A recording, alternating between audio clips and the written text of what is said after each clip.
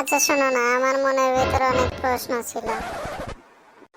কি প্রশ্ন বলো দেখি, শুনি উত্তর দিতে পারি কিনা দেখি তো। আচ্ছা, বিয়ের পর মেয়েরা যখন বিদায় নিয়ে চলে যায় তখন কান্না করে কেন? আরে এত সহজ বিষয়টা বুঝো না তুমি? কারণ মেয়েটা জানে তো যে এটাই তার জীবনের শেষ কান্না।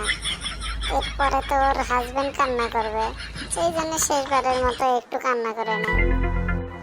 আচ্ছা, তোমার কাছে আমার একটা প্রশ্ন।